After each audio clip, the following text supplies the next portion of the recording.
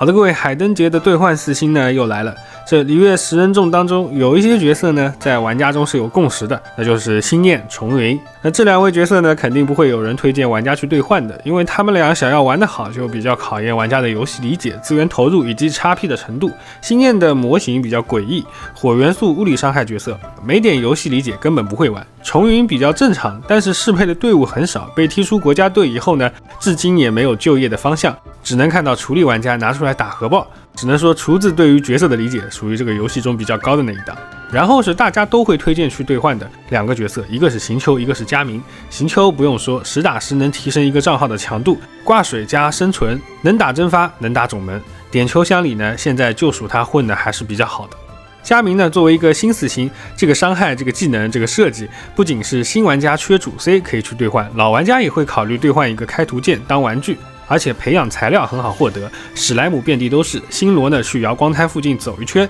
那也是收获颇丰。而且 BOSS 边上还有锚点，这么一对比呢，你就会发现灵光要打无相岩，那个距离没有锚点的时候，那叫一个麻烦。燕飞、古岩龙息和叶博石呢，也都不算能轻易获得的素材。所以这次兑换中缺主 C 肯定是佳明拔得头筹了。那么剩下的角色香菱更多是有补4命的需求，但是这个4命的前提是玩家常用的队伍中比较依赖香菱，那么去兑换香菱的4命就会比较划算。否则我觉得香菱也没有那么强的优先级，毕竟以前香班这对组合强势是因为能用的角色本身就少。而现在班尼特被针对的比较明显，主流的队伍中呢也很少有单独上香菱的，毕竟香菱有着充能压力和吃拐的刚需嘛，所以在当下的环境中，其实对于香菱的依赖程度是逐渐下降的。那么北斗和瑶瑶这2个角色其实比较类似，都属于对策卡。瑶瑶因为自身脱手的特性，能够参与很多科研的队伍，而北斗因为开大以后有抗打断、有减伤，能够在深渊生存压力比较大的时候，在一些特定的队伍里面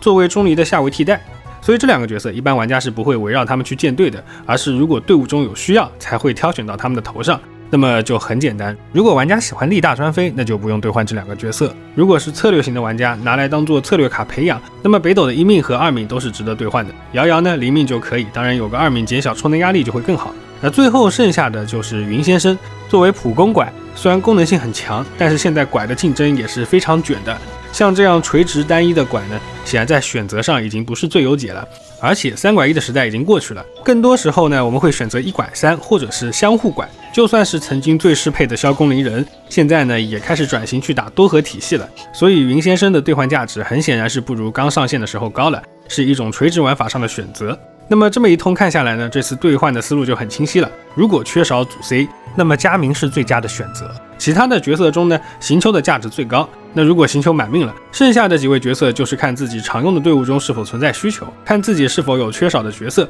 需不需要开图鉴什么的，或者为自己的XP去买单。那么我是提瓦特地理，各位海灯节快乐，我们下期再见吧。